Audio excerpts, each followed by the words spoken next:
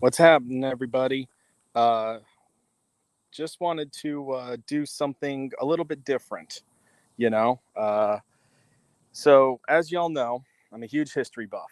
Okay, I've done videos in the past from Murfreesboro, the town, the battle there. Well, here we got a new one. Okay, and I know I went early. But uh, it's supposed to be raining here in a little bit, and Um, I wanted to go live now so that way I can maybe beat the rain. So, with that out of the way, let's get started. All right. So, here we are, Fort Granger. All right. Now, it looks a bit overgrown. Not going to lie. Looks a bit overgrown. But you got to remember, this fort is, let's see, 1864, give or take, two plus. It's about 150, between 150 160 years old. So, you know, it's seen better days, but the basic structure is still here in terms of the earthenworks at least. So let's just take a look. I'm going to show you some of this stuff here. Okay, so this is in Franklin, Tennessee. All right. So here is during the Tennessee campaign of the Union Army to push into Tennessee, and the commanding general was of the Confederate forces was Hood, General Hood. Now, if any of you history buffs know that name, he was under Longstreet at the Battle of Gettysburg. Lost the use of his arm during the assault on Little Round Top, and he was eventually made full commander, the lead general for the entire Army of Tennessee. So his forces were here along with a major Union general. And I'm going to go back at the sign there so y'all can get a little bit of a read. So, something that I always found very interesting is that this battle is one of the largest behind Gettysburg that happened during the Civil War. And the funny thing is that people don't know that. Nobody knows this battle happened. You hear about, Fredericksburg, Gettysburg, um, all that kind of stuff. So, something that is also interesting about this place also was one of the first major battles where repeating firearms were used, lever actions. The Union forces had them in not overwhelming numbers, but enough numbers to make an actual stand, other than the standard muzzle loaders. I'm just gonna give you all a little tour. That's a gift. It's not something you just give in. That's a good gift. There's hardly anybody here, but still, um, you know. But yeah, this is just it's a nice place to come to. It's just a nice place to come to. You see the various earthenworks that have, they've changed over time, 100, 150, 160 years. That ballpark frame will, um, it'll change. And the thing is about this is that, oh, by the way, this live stream is not going to be a super long one because, again, it's not like if I went to Fort Sumter where the fort's still there. This was an earthenworks fort. Now, they did have, wooden palisades and kind of stuff like that. But they still, they use the earth to their advantage primarily. Hence the term earthenworks. It's very standard. We still use them today. We still use trenches today. They're the most simplistic form of a defensive line and defensive work you can still create. So we're currently trying to get my bearings, but I can't really see the sun right now. I can see it a little bit, but it is what it is right now. So, but from this view, you get this beautiful view right here. I mean, yeah, okay. Aside from all that, it's just a beautiful view. All right. So here's one of the things right here. All right. Now I'm going to read it. I know y'all can read, but or maybe you can't. I don't know. But anyways, so right here, Union troops fought at Fort Granger during the Battle of Franklin of November 30th, 1864. As the sun set that afternoon, Confederate John Bell Hood's army engaged Union General John M. Schofield. Now remember, Hood was the one who was under Longstreet at the Battle of Gettysburg. All right, that's a key thing you got to remember, okay? He was under Longstreet. Then he was in the, was it Georgia or Atlanta campaign? And then after that, he became the Major General during the Civil War over the entire Army of Tennessee. Okay, so it says here, engaged Union General John M. Schofield's troops in a vicious battle. 5 horrific hours of terrible fighting, which included extensive hand-to-hand combat, artillery fire, resulted in over 10,000 casualties. Now, the numbers that I saw when I did my research had them just a few shy of 11,000. It says 10,000, but from what I read, it's close to 11. However, the Union casualties were just a little over 2,300. That's primarily Confederate casualties. And the thing you got to remember about this battle is that the Union was entirely defensive. They were entirely defensive, just like at the Battle of Gettysburg. They did not go on the offense. They were entirely defensive in this battle. The Confederate came in and attacked this place. So we're going to go back to reading this, all right? Because again, I don't know how many of y'all are interested in history. I love history, and I feel it's our turn to be the bearers of history so that way we can pass it on to future generations and not forget it, because history is important. All throughout time, it's very important. All right? Situated at this vantage point, all right? So this is the vantage point right here that we're looking at right here, okay? Situated at this vantage point during the battle, Schofield, I believe that's how you say his name, had a commanding view of the battlefield. Simultaneously, he monitored the building of pontoon bridges across the Harpeth River that allowed him to move troops and supply wagons to Nashville once the battle was over.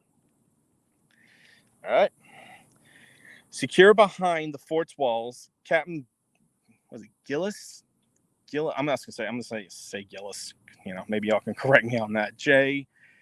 Cockerill's 3-inch rifled guns of Battery D. That's the artillery, by the way.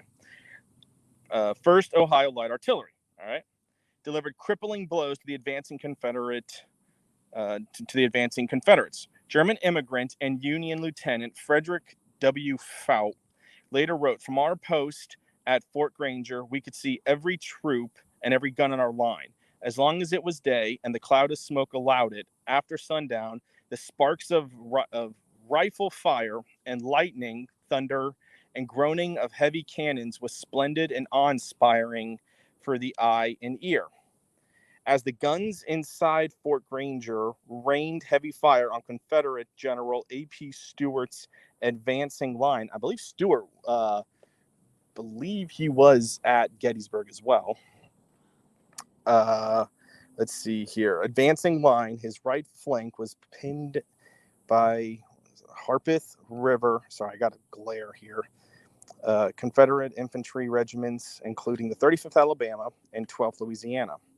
General Thomas Scott's brigade and the 43rd Mississippi General John Adams' brigade suffered particularly heavy losses.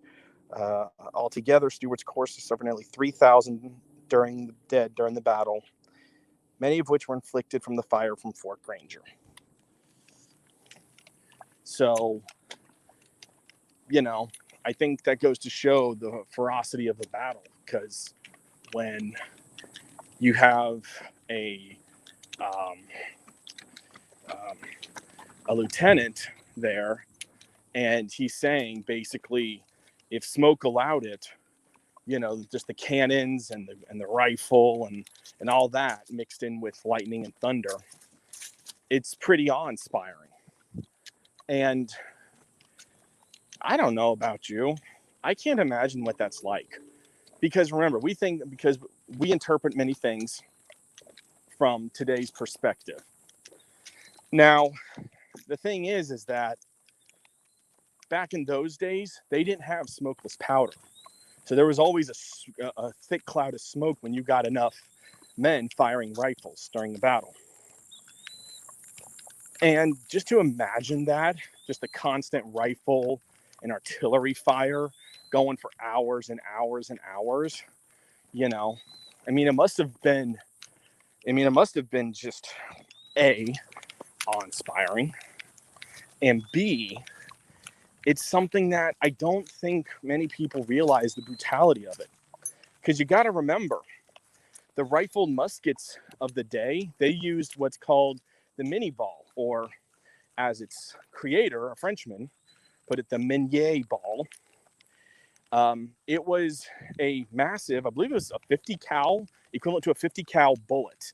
And what made this unique over a musket ball is that the back end of it was hollow. So when it was fired, the back would expand, gripping the grooves of the musket, and it would be far more accurate and deadly. Okay.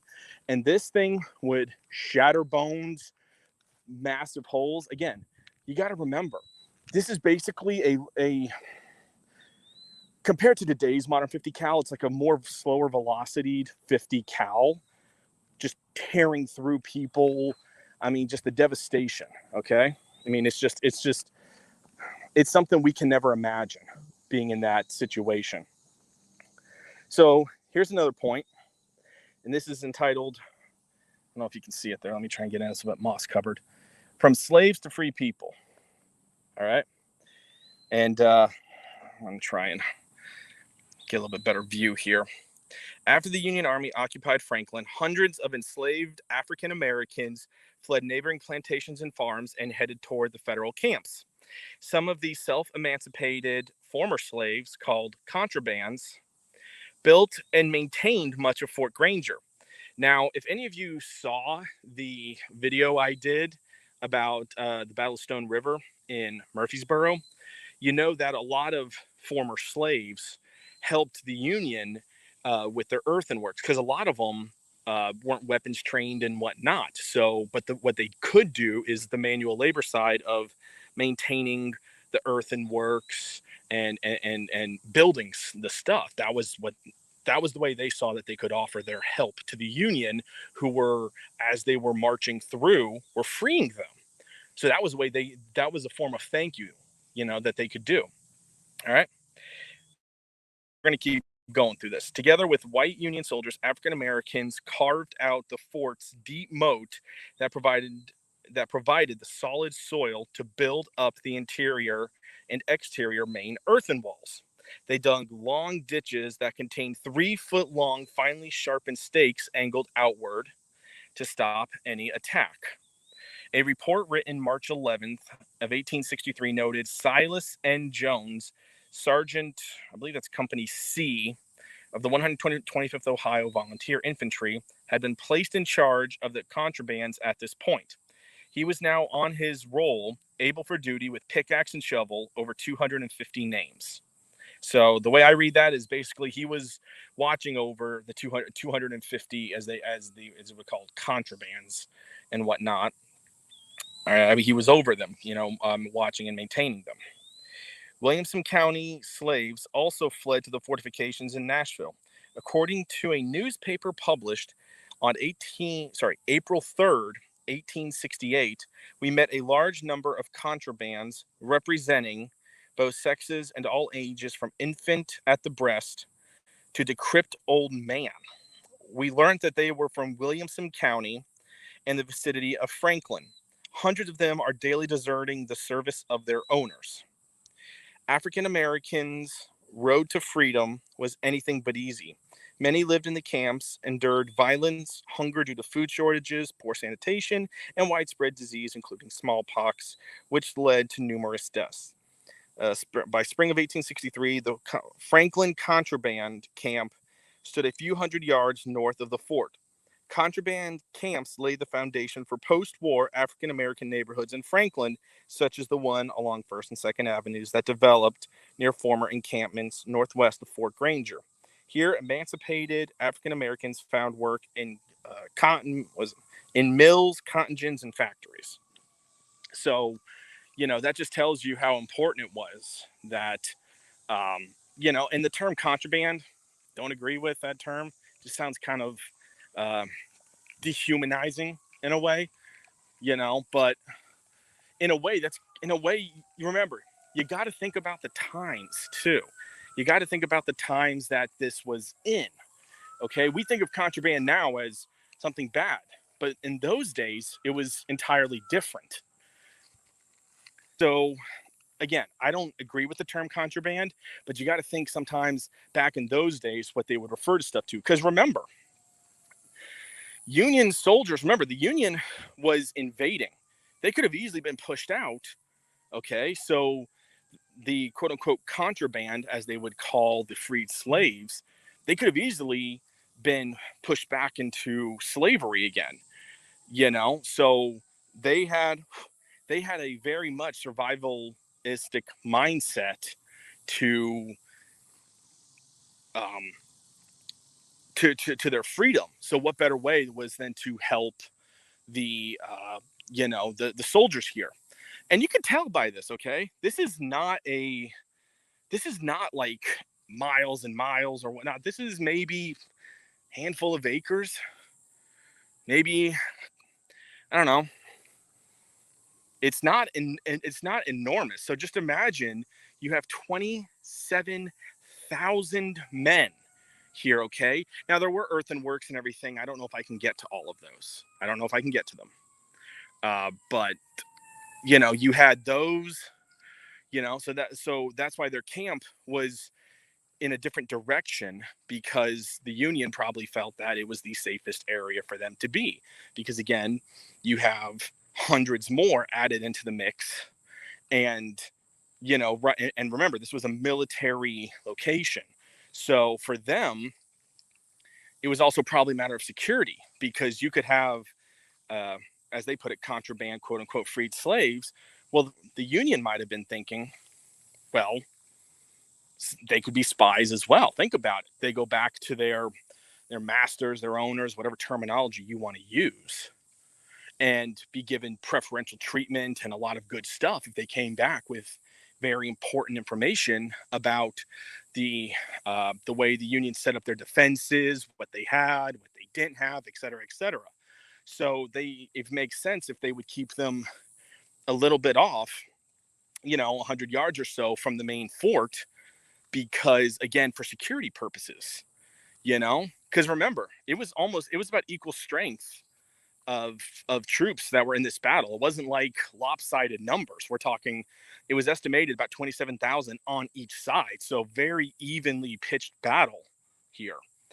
And that's something that people just don't think of. When you think of Civil War, like I said this earlier, when you think of Civil War, you only think of a handful of battles. But the Union had campaigns all over the place. There was fighting in California, and California is not like we think of California today. It was still very much a more rural place. You did have your port cities, but aside from the port cities, it was still very much kind of like the Old West, But there was fighting out there. Now, granted, they weren't the same numbers as it was in the East, but you would have 500-600 Union, a couple hundred Confederate. There were several battles, and whatnot. But that's something that is just fascinating to me. American history, learning about where we came from so we don't make the same mistakes again. Just like that old saying, those who do not learn from history are doomed to repeat it. And I'm a big believer in that, because history has many ups and downs. You want to learn from it all, so okay, we don't make these mistakes, and we need to take those ups and find out how to make them even higher. I mean, this is just beautiful, by the way. It's nothing. It's not like, I've been to Fort Sumter. Fort Sumter's way bigger than this. It's way bigger. But like, I don't know. I'm as a student of history, like these footsteps. I'm walking on the ground where over 150 years ago, Union soldiers were moving supplies, getting into battle positions. Artillery was rolling around, ammo crates and powder kegs and all that kind of stuff was being moved around. I mean, I'm literally walking where men might have even died, you know? And for those who say history's boring, let me offer you this challenge. All right, I'm just gonna take a quick seat down, provided there's not a massive amount of ants. All right, I'm just gonna say this to y'all. All right, just give me one quick second here.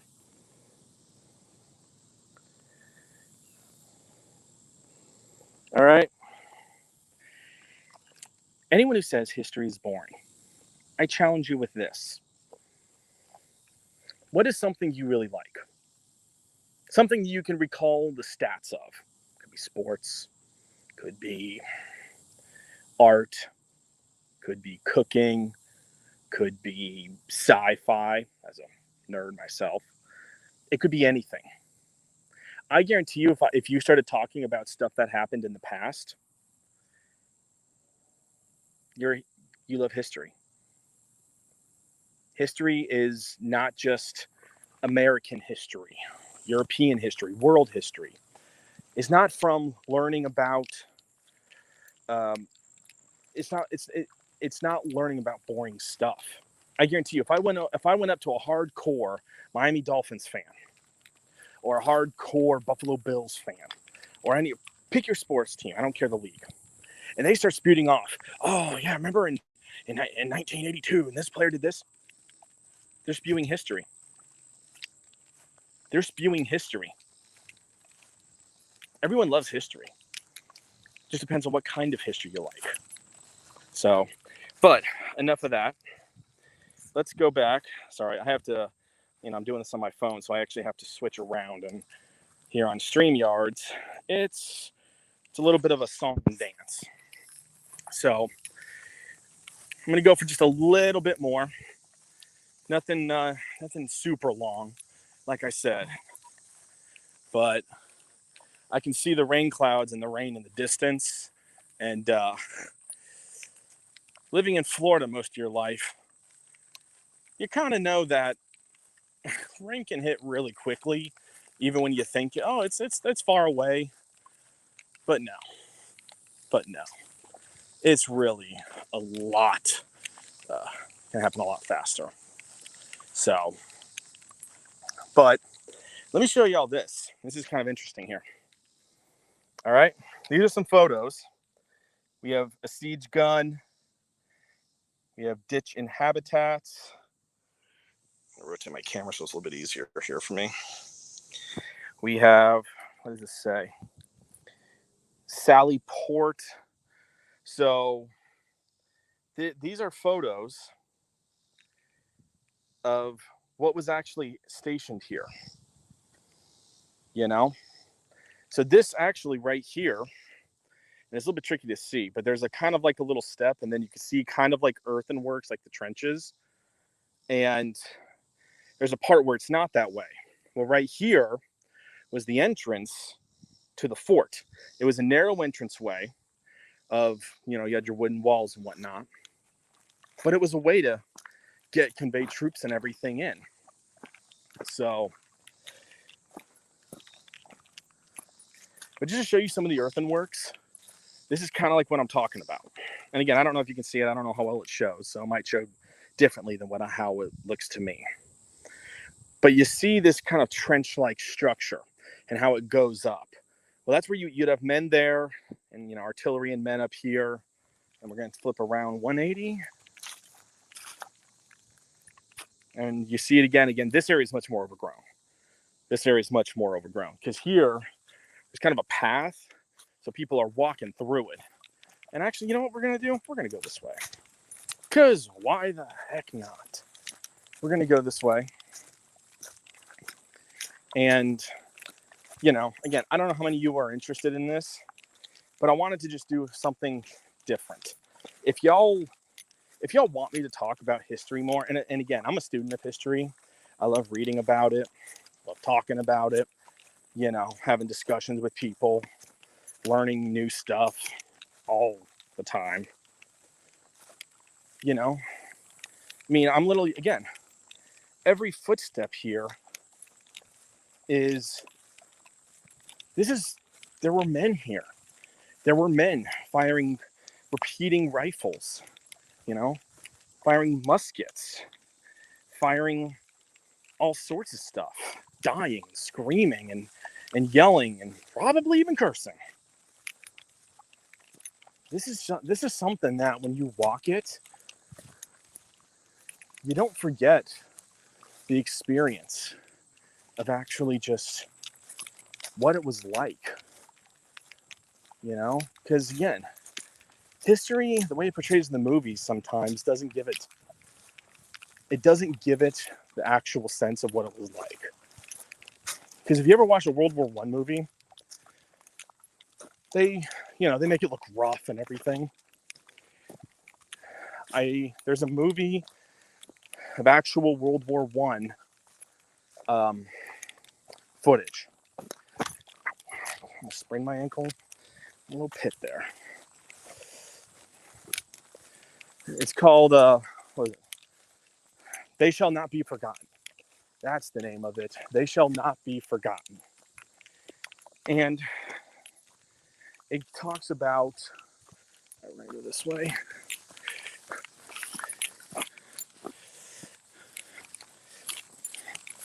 So yeah, that's a bit of the fort. And yeah, it's a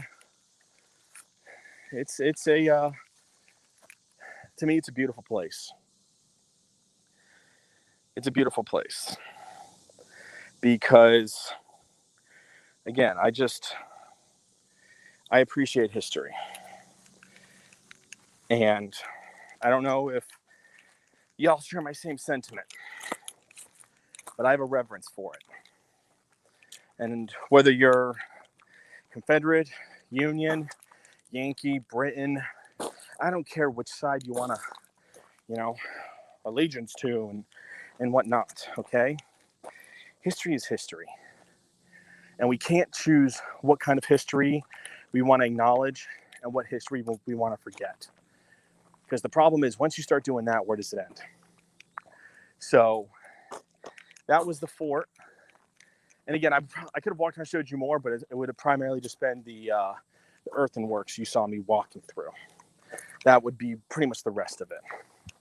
So those who watch this video, if you haven't liked and subscribed, hit the like button, subscribe to the channel, and put in the comments if you do want me to create a channel where I just talk about history, maybe do a live stream or create episodes or stuff like that. Like I said, in the comments, just put if you want that. If you don't, hey, great. Sorry. If you do, let me know. I'd be glad to do it. So this is Common Sense America here for the Smoking Patriot. Wishing y'all a good day. Peace out, y'all.